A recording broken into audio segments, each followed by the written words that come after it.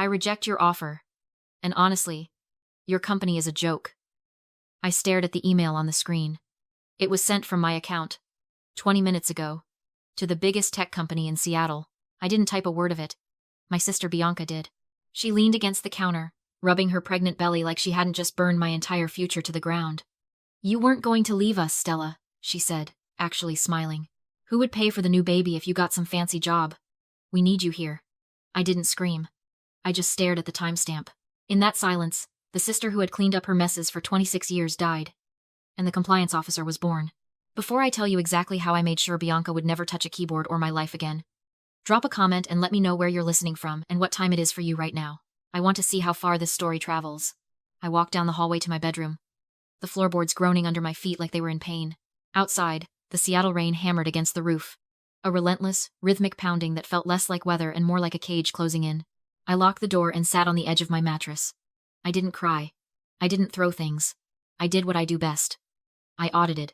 I pulled out my phone and opened my banking app, needing to see the full blast radius of my sister's entitlement. I expected damage.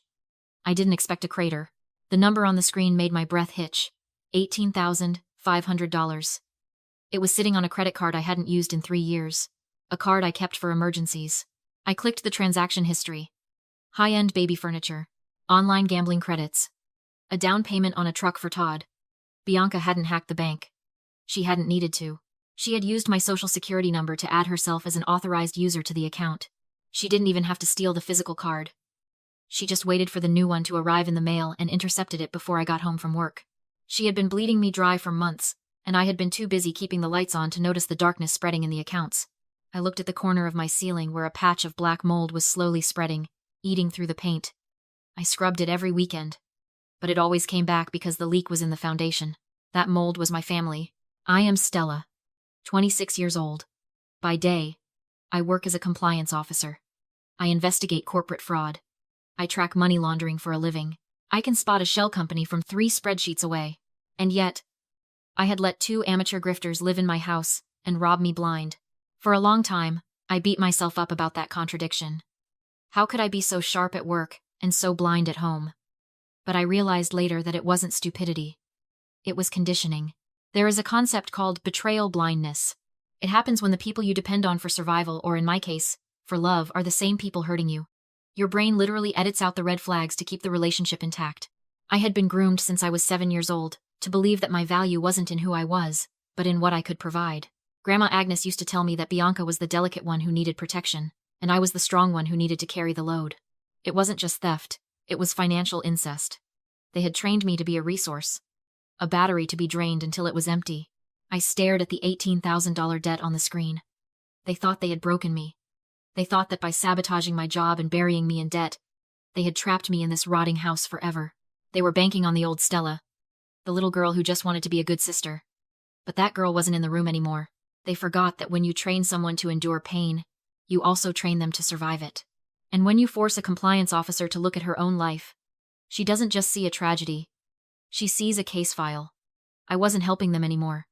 I was feeding a parasite, and you don't negotiate with parasites. You exterminate them. I walked back into the kitchen. Bianca was gone, likely retreated to her room to spend the money she thought she'd saved by keeping me here. The iPad was still on the counter. I didn't turn it off. I didn't close the email app. I took it to my room and slipped it into the false bottom of my file cabinet. That wasn't just a tablet anymore. It was Exhibit A. In my line of work, we have a saying. If it's not documented, it didn't happen. Well, this happened. And I was going to make sure a judge saw every pixel of it. I sat at my desk and pulled up my full credit report. It was a bloodbath. It wasn't just the $18,000 on the credit card. There were inquiries, hard pulls on my credit history from 3 different payday loan companies in the last 48 hours. Bianca wasn't just spending my money. She was leveraging my future. She had my social security number, my date of birth, my mother's maiden name. She had the keys to my entire identity. That was the moment the cold reality hit me. I couldn't just pack a bag and leave. If I ran away tonight, Bianca would just keep using my name. She would max out every line of credit I had left, default on the loans, and leave me with a bankruptcy record that would disqualify me from ever working in finance again. She would burn my life down from a distance just to punish me for escaping. To be truly free, I didn't just need to move out. I needed to neutralize the threat. I needed to take her off the board completely. I looked at the Washington State Penal Code on my laptop. I wasn't looking for family law. I was looking for felonies. Petty theft wouldn't do it. That's a slap on the wrist in a family counseling session. I needed something that carried prison time. Something that would force the legal system to intervene and sever her access to me permanently. I scrolled until I found it. Grand larceny. The threshold was clear. If she stole enough, it wasn't a mistake, it was a crime that the state couldn't ignore. I began to formulate the plan. It had to be airtight. It had to be a trap so inviting, so perfectly tailored to her greed, that she wouldn't be able to resist it. I needed a honeypot. In cybersecurity, a honeypot is a decoy system you leave unguarded to trap hackers. You let them think they've found an easy way in. And while they're busy stealing what they think is valuable, you're logging their every move. Bianca thought I was weak. She thought I was stupid. She thought I was a broken ATM that would just keep spitting out cash if she kicked it hard enough. I was going to use that arrogance against her. I wasn't going to hide my money anymore. I was going to put it right in front of her face. And I was going to dare her to take it. The next morning, the house didn't wake up. It detonated. I was barely out of bed when a fist hammered against my bedroom door, shaking the frame in its jam. It wasn't a knock. It was a raid. Before I could even undo the lock, Bianca was shouting my name. Her voice pitched high in that frantic, weaponized panic she used whenever she needed something. I opened the door, and she pushed past me, pacing my small room like a caged animal. She looked terrible, eyes wide, hands shaking, but I knew better than to mistake withdrawal for fear. "I need $5,000, she said, spinning around to face me. "Right now. Today. It's an emergency." I stood by the door, arms crossed, letting the silence stretch just long enough to make her uncomfortable. "What kind of emergency costs $5,000 at 7 in the morning, Bianca?" "It's the baby." She lied, not even blinking. "There are complications. The doctor said I need a special procedure, and insurance won't cover it up front." "Do you want your niece to die, Stella? Is that it?" I looked at her. Really looked at her. I didn't see a worried mother. I saw an addict, covering for an addict. I knew exactly where that money was going. Todd had been heavy on the sports betting apps all week. I'd seen the notifications light up his phone when he left it on the counter. He wasn't sick. He was in the hole. And the bookies were probably threatening to break his legs. But I didn't say that. I needed her to think I was still the gullible sister. "I don't have $5,000, Bianca," I said calmly.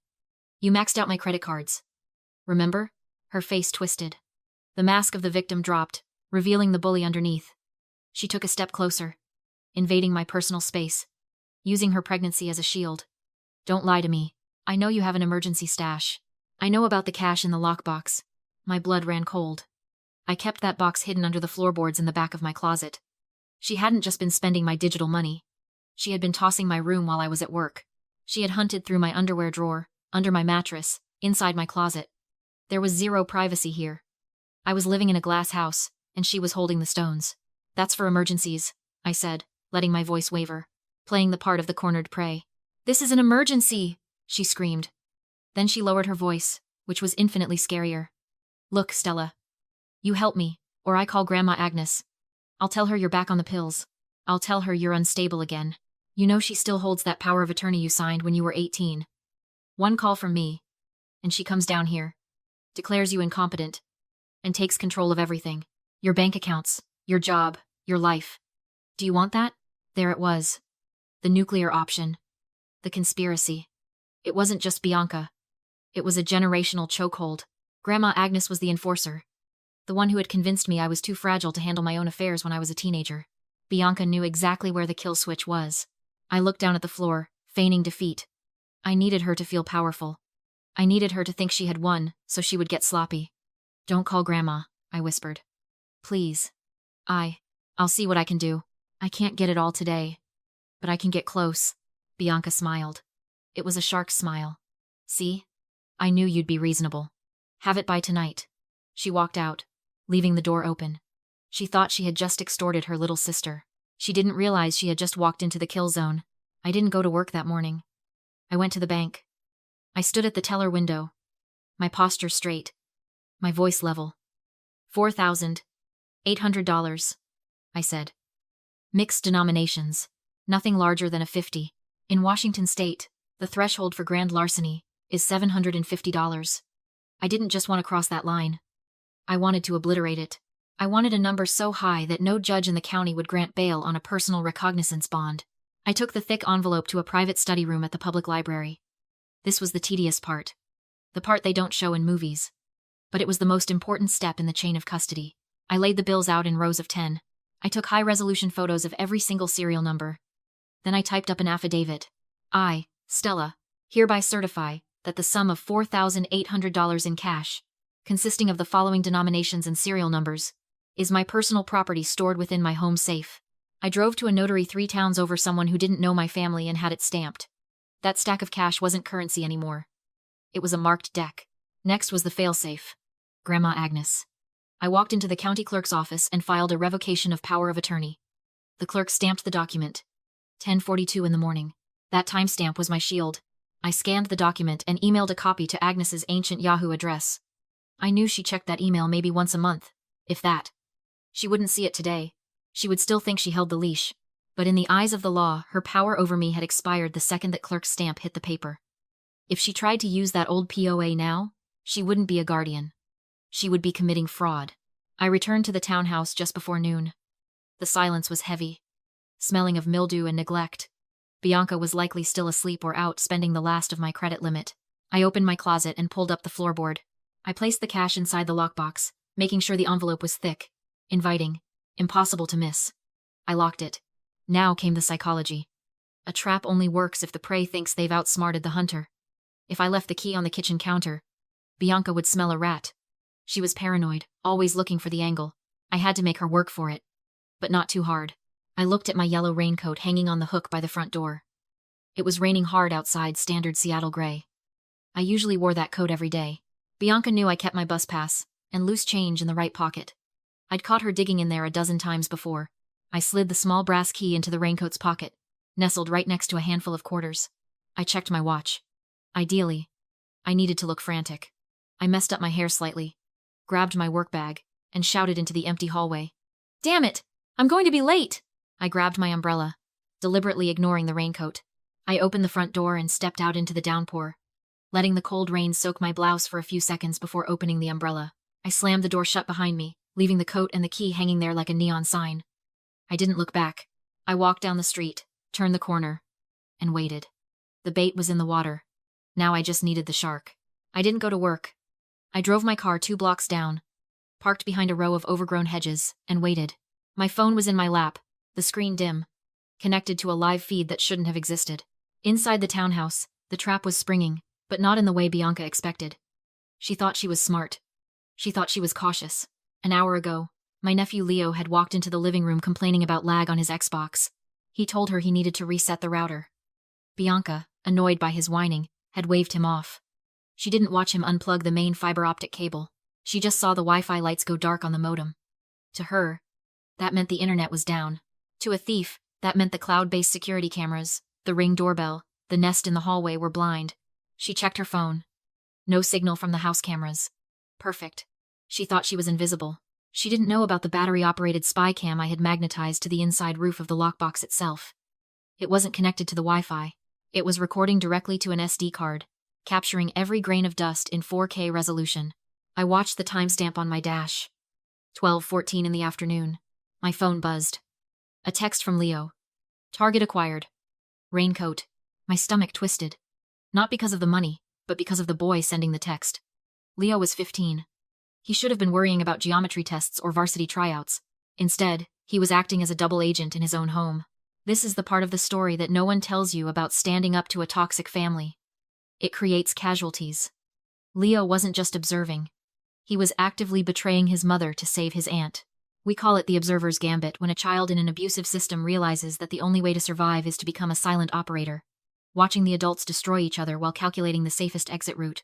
I hated that I had to use him. I hated that he was good at it. He had learned to be invisible because being seen in that house meant being used. 12:18. I pictured Bianca slipping down the hall, digging into the yellow raincoat, feeling the cold key in her palm. She would lift the floorboard, open the box, and smile as she counted the cash, every bill recorded by the hidden camera. 12:22. She exited the townhouse, purse bulging now. Todd's sedan rolled up without killing the engine. She handed him the money, kissed him, and he sped off into the rain. My phone buzzed. Eagle has landed. Package is gone.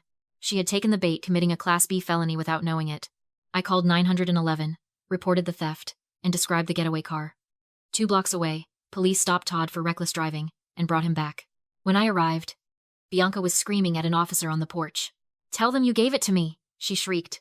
"It's a misunderstanding." The officer turned to me. "She says you authorized her." "I authorized nothing," I replied evenly. "She stole $4,800 from a locked safe." "She can't prove it," Bianca snapped. I handed over a manila envelope. "That affidavit certifies my ownership." Attached are photographs of the serial numbers. The officer compared them to the cash pulled from Todd's jacket. "It's a match." He turned to Bianca. "Hands behind your back." She panicked and called Grandma Agnes. Agnes arrived moments later, waving a binder. "I'm her legal guardian. She's unstable. I invoke a psychiatric hold." Bianca smirked until I raised my phone. "Check the timestamp," I told the officer. It was confirmation from the county clerk. "I revoked that power of attorney 48 hours ago. That document is void. Using it now is fraud." Agnes went pale. The officer stepped between her and Bianca. "Move back." Handcuffs snapped shut as Bianca screamed from the cruiser. Agnes stood stunned on the lawn while officers confiscated the binder and warned her obstruction charges were coming. Then the officer asked, "Who's responsible for the child?" Leo stood frozen on the porch. "I am," I said, handing over my ID. "He's coming with me." He crossed the yard and stood beside me. We drove away from the house and everything rotting inside it. In the months after, Bianca accepted a plea deal with restitution and rehab. Todd vanished. Agnes's fraud became public record. I moved downtown into a secure building and rebuilt my credit with police reports and affidavits. The debt disappeared. I enrolled Leo in a gifted students' boarding program for computer science. He wasn't a pawn anymore, just a kid who loved coding. Now I sit in my new living room, inbox clean, future intact. I didn't just survive my family, I audited them out of my life. You are not required to burn yourself to keep others warm. Sometimes the kindest choice is letting people face the cold. Thanks for following my journey from victim to architect of my own freedom. If this story resonated with you, subscribe and share. You never know who needs permission to walk away.